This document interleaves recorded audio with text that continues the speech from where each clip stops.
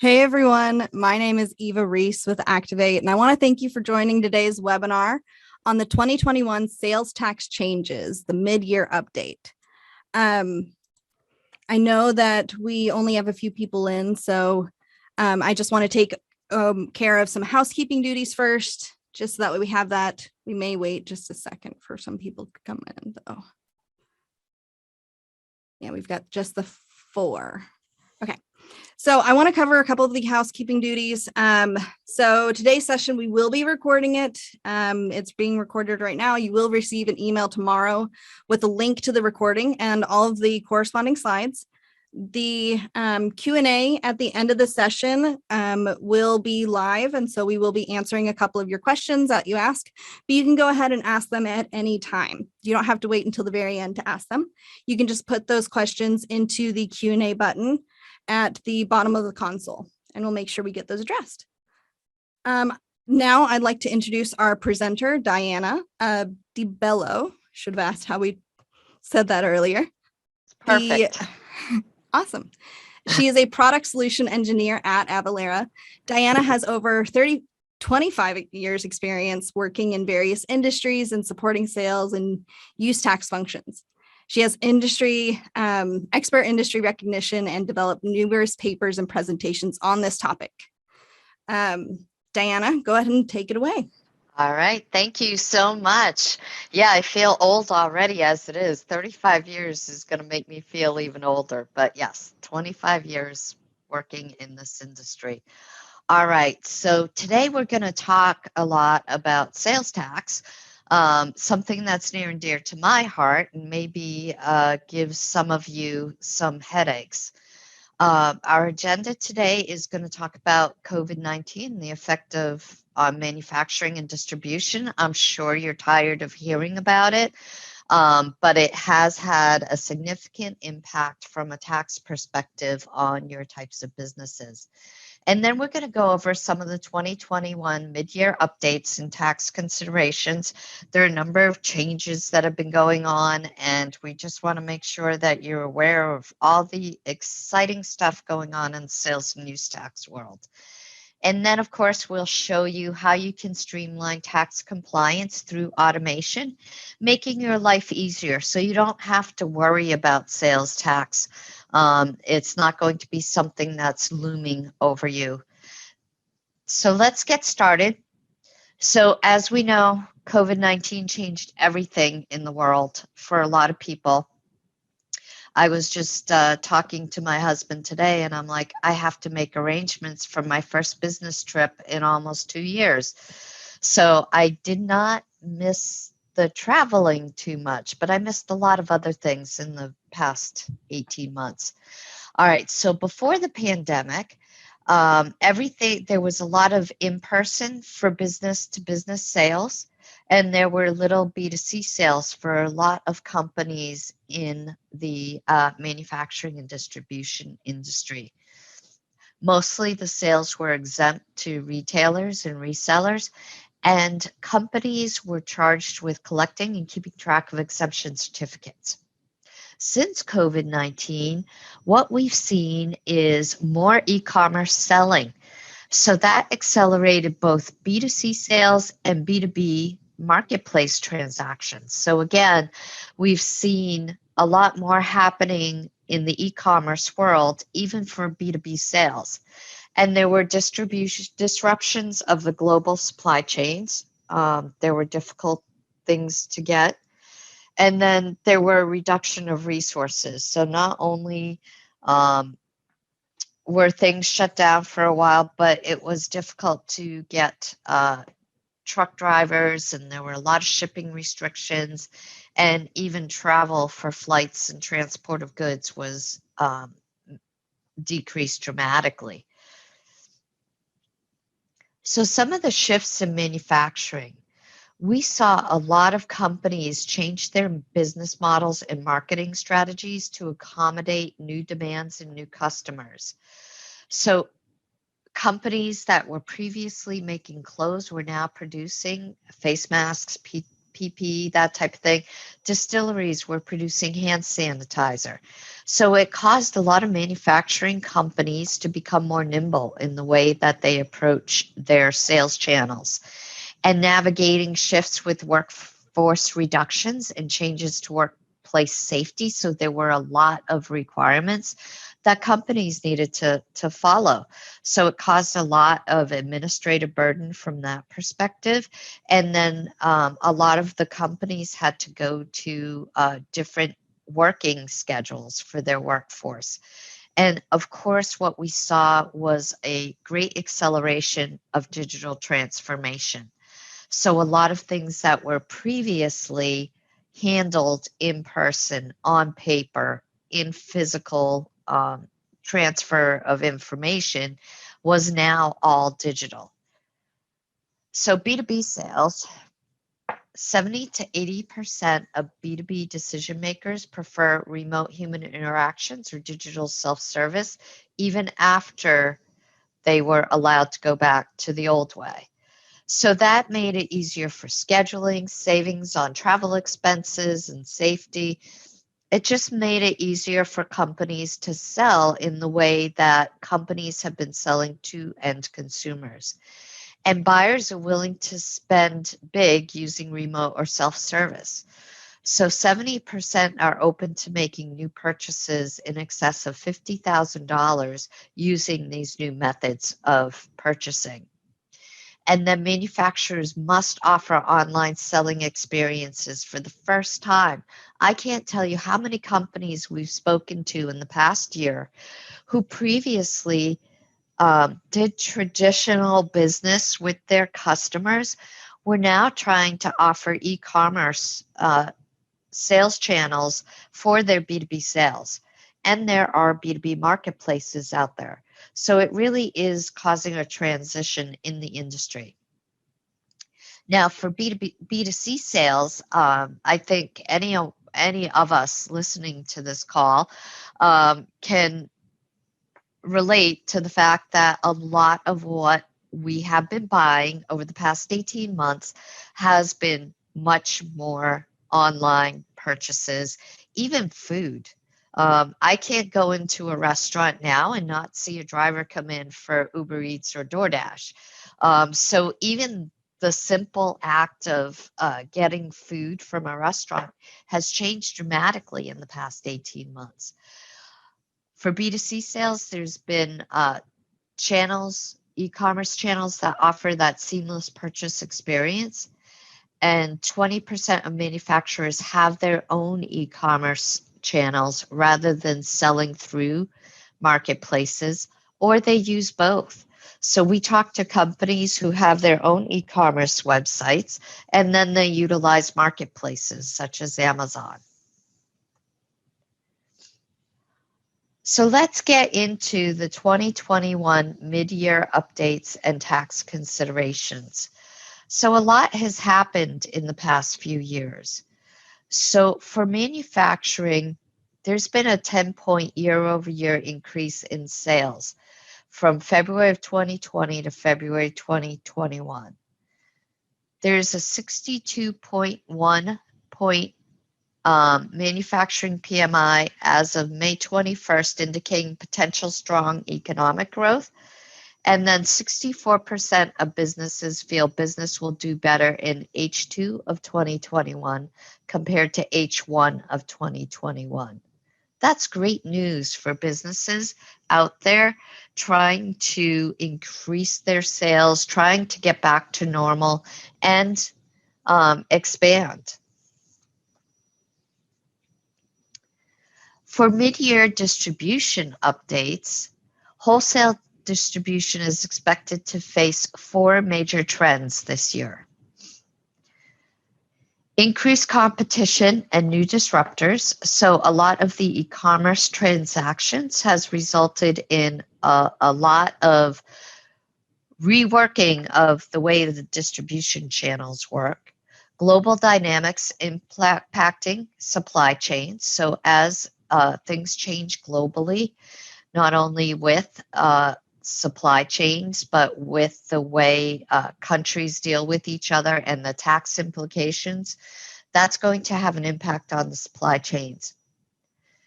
Social changes resulting in talent crunch, finding viable resources, employees to work has been a challenge for a lot of industries. And then regulatory requirements are going to add complexity. So if there are additional regulatory requirements added in the year and years to come, that's going to add complexity. And of course, with complexity, increases the cost of the delivery of goods. So what does an online seller have to think about? Well, one thing is, are you set up for both B2B and B2C? And when you are, there are a couple of things related to sales and use tax that you do need to think about. So one thing is going to be nexus.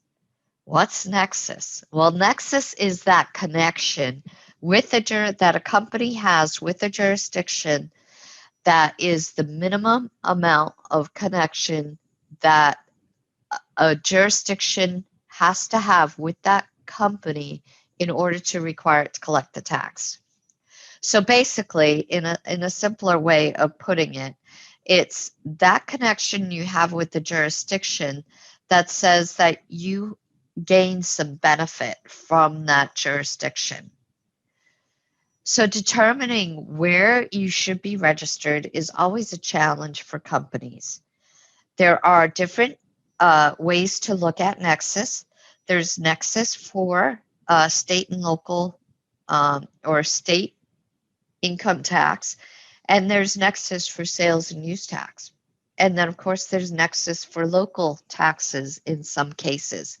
So understanding where you need to be registered and what laws you need to understand to facilitate these sales can be a challenge. And what percentage of my customers are tax exempt? So once you have nexus with the jurisdiction, even if you are a B2B seller selling for resale, you still need to document that those customers are exempt. So we will touch on that a bit here with the exemption certificates. So getting exemption certificates from your customers is critical in order to protect you from audit exposure. How should I collect and update the certificates from my customers? So getting these certificates from the customers can be quite challenging, and anything that disrupts that customer experience to the shopping cart can cause abandoned shopping carts. So if you are focused on e-commerce right now, you want to make that customer experience as smooth as possible. And even if you're selling through traditional channels, making sure you get those correct documents on file to validate that those are exempt sales is critical. Are they updated periodically? Many states have expiration periods for exemption certificates. These expiration periods will vary by form, by state, and by exemption type. For example, Florida expires every year at year end. So companies need to get new resale certificates from their Florida customers every year. And is your current process scalable? A lot of the folks that we talk to, especially in the manufacturing and distribution industry, they have a file folder somewhere with these certificates, or they have a storage space on their server somewhere where they put a scanned copy. They don't have them indexed. It's difficult to find them. And when the auditor comes, it's always a project to try and prepare for that audit. Then what's taxable? So what all of this has resulted is in companies having to follow sales and use tax laws in states where they never have before. And determining what is taxable can be a challenge. And where is it taxable? And how do you keep up with the changes? Just recently, Maryland instituted a number of changes to digital goods, making them taxable for the first time. So it's hard to keep up with those changes when the states make them. SaaS software, for example, is taxable in Washington State, exempt in California, and taxed at 80% in Texas. And what are the specific criteria that companies need to meet in order to take advantage of some of these exempt or reduced tax scenarios? And I spoke on this with the exemption certificates, the customer experience. How am I going to collect certificates from buyers that have not had to provide them in the past? With now doing business in jurisdictions where you haven't had to comply with the nexus rules and the sales tax compliance challenges, how are you going to tell those customers that previously you never collected certificates from that you have to get it? And then what does that customer experience look like at checkout? Are you including it as part of the credit app process? So ways to make it more streamlined so that you're getting that correct tax determination right out of the box, so that you're not getting a payment, a short paid payment, short paid from by the tax amount, and an exemption certificate after you've invoiced the customer, because then you have to worry about creating a tax-only credit in your GL and treating that customer to get them that best experience to make sure that they get what charged the tax they should be charged. Okay, economic nexus thresholds by state. So we didn't really talk about the implications of the economic thresholds, but there are 44 states that have adopted economic nexus laws. That means that previously, prior to a 2018 U.S. Supreme Court case of South Dakota versus Wayfair, it was a physical presence. Now it's an economic nexus threshold. So the connection that companies have to a jurisdiction could be just those sales activities in their state. So there are states that have a $500,000 threshold, some have $250,000, some have 100,000 or 200 transactions. And one state is holding out for an economic nexus law. They have it on the books. They haven't passed it yet. There are 5 states that do not collect sales and use tax. So those states are not included in that economic threshold. Now, when you receive your slides, you'll be able to click on this link in the slides and go to our website to see if you have potential exposure in some of these states. A lot of the economic nexus thresholds are not just based on exempt sales or taxable sales rather, but include exempt sales such as resales. So it's really important to understand exactly what the threshold is and to see if you have that exposure and the liability to register and collect. So in addition to the economic threshold laws, there are 41 states in DC that have adopted marketplace facilitator laws, and that requires marketplace facilitators such as Amazon, Etsy, Walmart, those types of marketplaces to collect and remit sales tax on behalf of third-party sellers.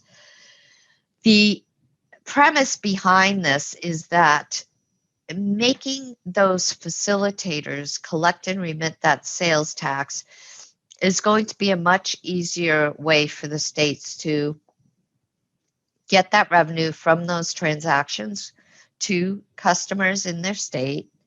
And it lessens the burden on small businesses who may not have the means to support multi-state sales tax collection. However, sellers need to comply with this marketplace law.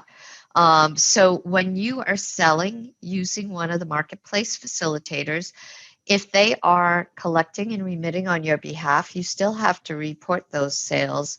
And there are certain ways that it needs to be reported on the returns. So capturing those sales is also important in addition to any transactions that you make directly. And again, you can learn about those marketplace facilitator laws in the state-by-state guide that we have at our website. Again, all of those links will be active and available once you download these slides. So then there's the when to file question. So how do you deal with this? When do you have to register? As I said, we've been talking to a lot of companies lately who have never had to deal with this because they are selling for resale. So they haven't had any taxable sales in the past when they're selling to states outside of the state that they're located in. Even if most of your sales are exempt, you may need to have to register, and you may need to file and remit $0 returns. So all sales are subject to sales tax without an exemption certificate.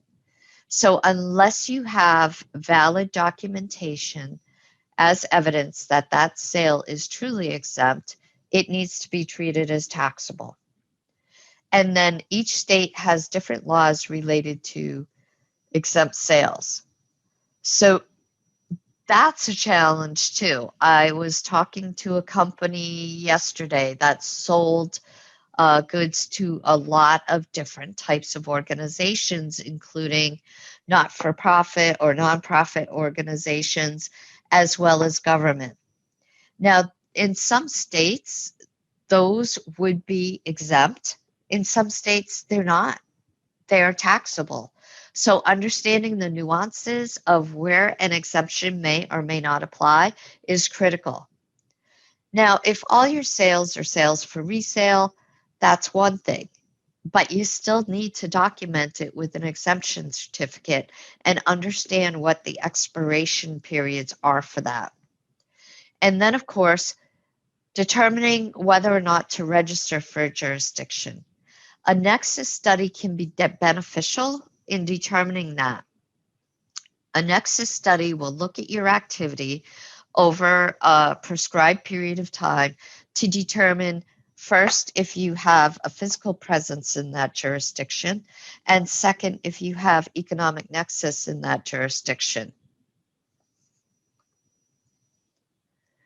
There's an exemption certificate challenge. So employees find it difficult to collect them. Employees are not trained to validate them properly. And certificate retrieval is time consuming and hard. I mentioned some of this previously. And a single missing certificate could cost much more than the taxes you failed to collect. So there's a lot going on with this slide. So employees do find it difficult to collect them. I used to work for a company and they have roughly 300,000 exemption certificates that they have to manage for their transactions. And it is so hard to get them and then to get the correct one. So a lot of times we would receive certificates and it would be an IRS 501c3 form, which is the IRS designation of a nonprofit or charitable organization. Having employees trained to validate these exemption certificates properly. Not only do you need to make sure that your information is correct on these, but that the customer information is correct. The company that I worked for under audit, we would have certificates thrown out by the auditor because we dealt with a lot of franchisees. So their invoicing company name would be one thing, their DBA, and then they would send us an exemption certificate under their corporate name without any documentation to show that they were truly related. The auditor would just throw it out because the name didn't match. Also, if you get a certificate from a customer and they populate your name on it and they don't put that correctly, the auditor may throw that out as well. Certificate retrieval is time consuming and hard.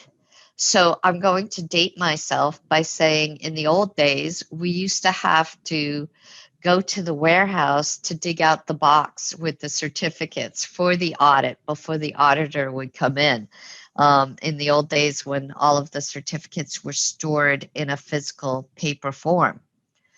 But now, even if you have it stored on your server, do you have it indexed properly? Can you get to it easily? If you have it attached to a record in your ERP, do you have it attached to the main record, or do you have it attached to the ship to record?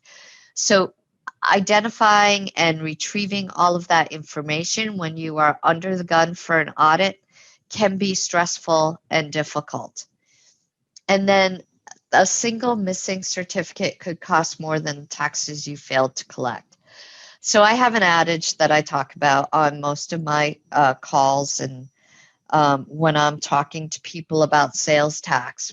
Sales tax is truly a pass-through tax. So if you do it correctly, you're passing on that tax to your customer. If you don't do it correctly, then that is a hit directly to your bottom line, not only for a penalty and an interest because you failed to collect it, but you're going to be on the hook for that tax.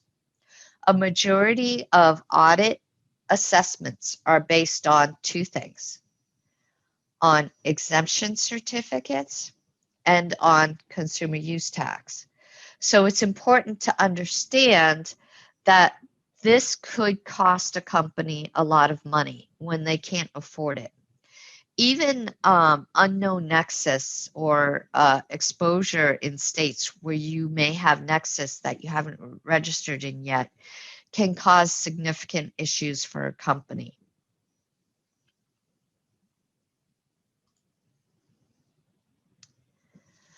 Determining where the tax applies. So there is a number of rules out there. Predominantly, you're going to charge tax at the ship to location of your customer. But there are exceptions to that.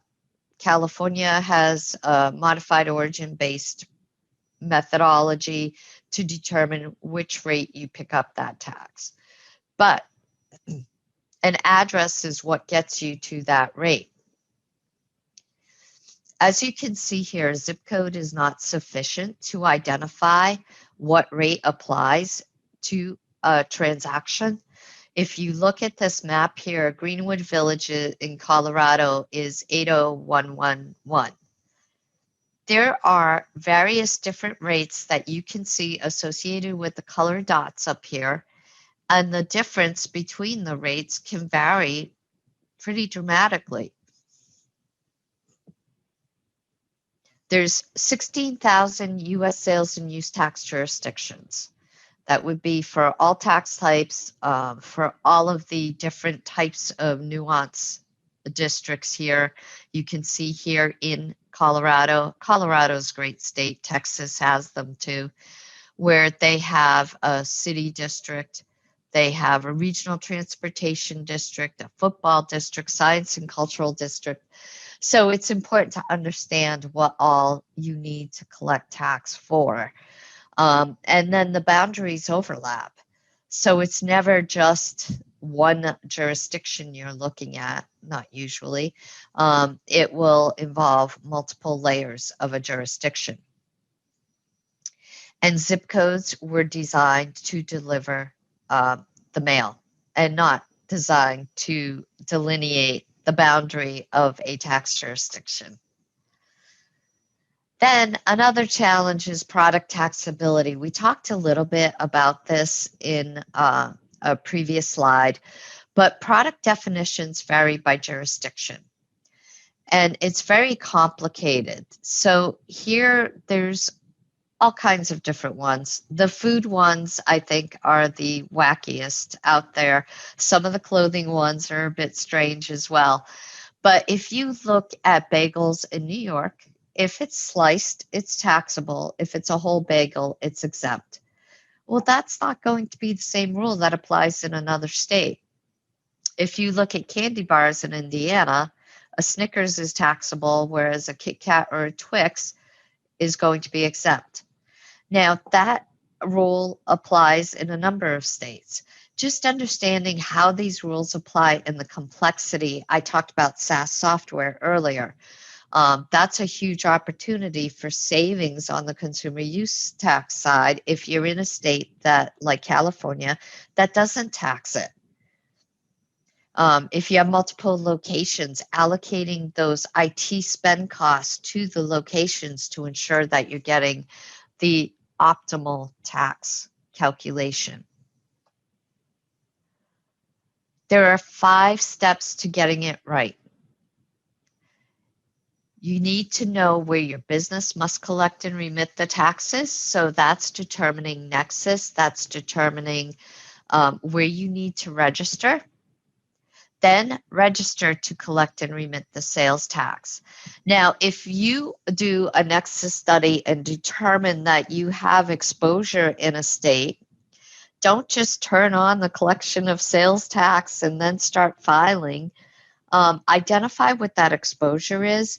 And if necessary, you can reach out to someone like us or one of your trusted advisors that provides voluntary disclosure agreement services to come clean with the state in a way that will minimize the impact to you and give you some audit protection.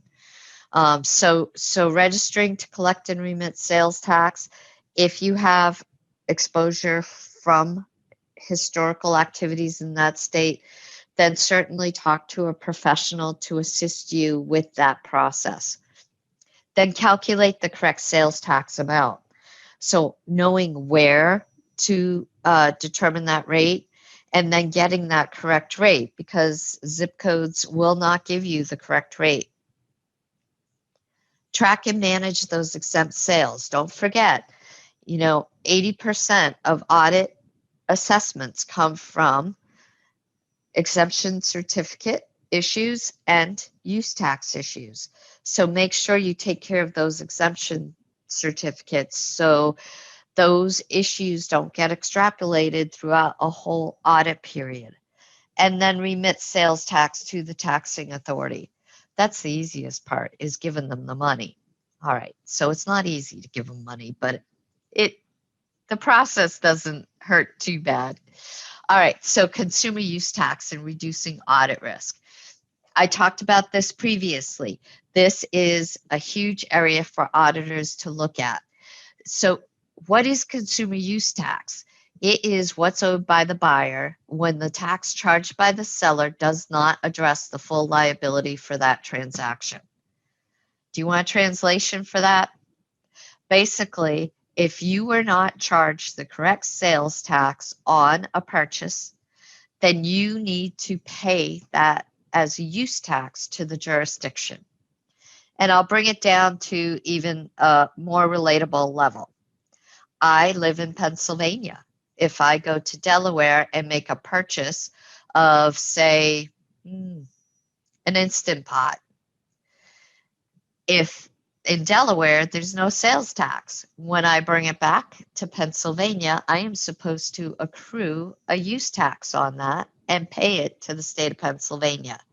Now, that's just a small scale item, but the same works for businesses. So when businesses make purchases, they're supposed to accrue use tax on purchases where they were not charged the sales tax on the transaction, or they were not charged the full sales tax.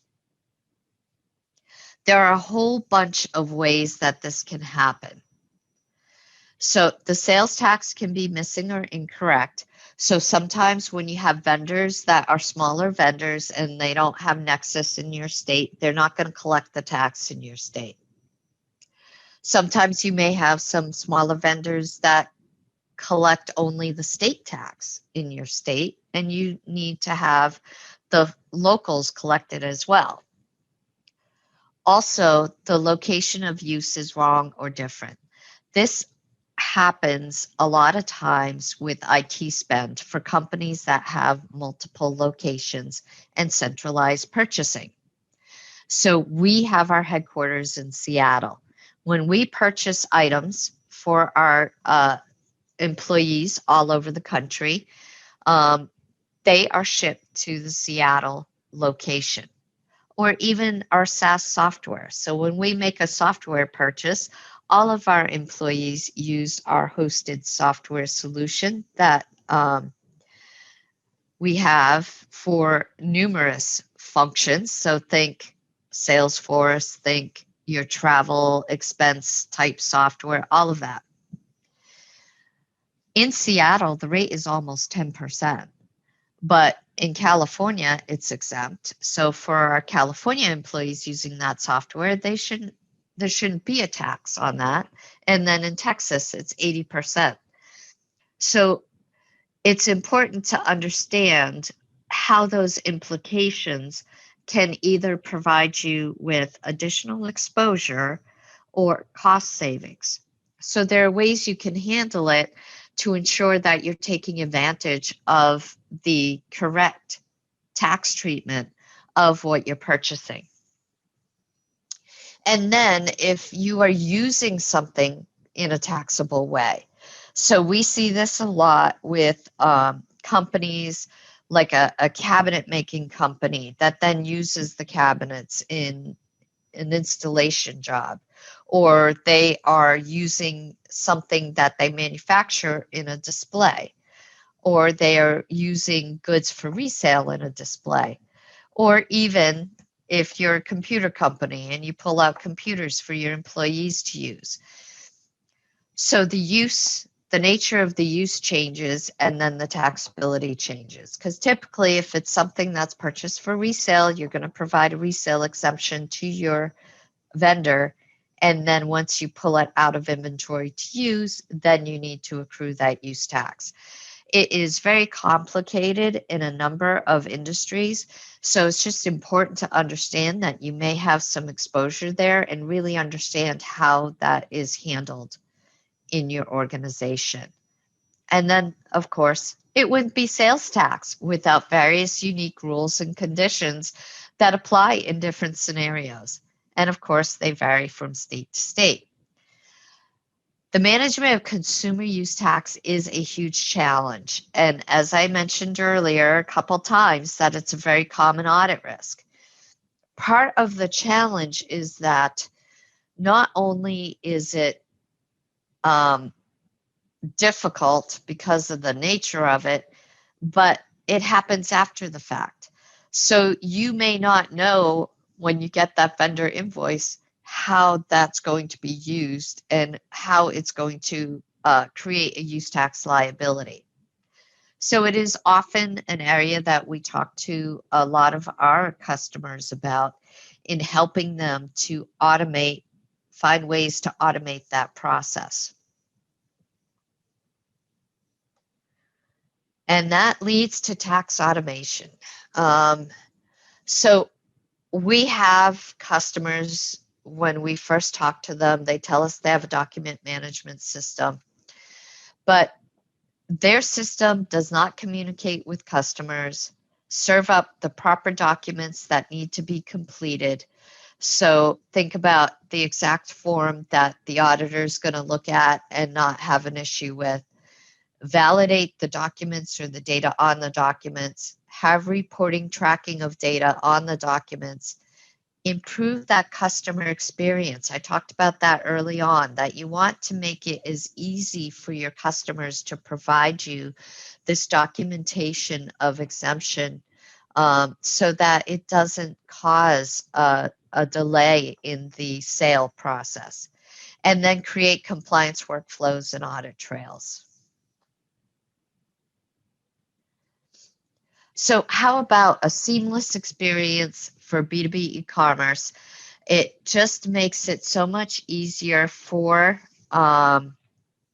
companies to process their information, collect, store, validate, process, analyze exposure. Having solutions that can assist with that online and offline quick cloud access to documentation, real-time and automated checks for workflow, and decreased rebills and improved cash flow, lifecycle management of your certificates.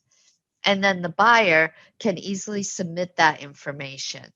And then their tax is calculated correctly the first time, and they don't have to short pay their invoices.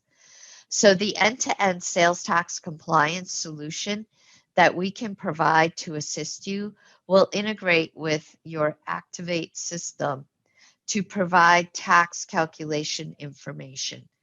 We have all those rates, rules, boundaries, all built into Avatax.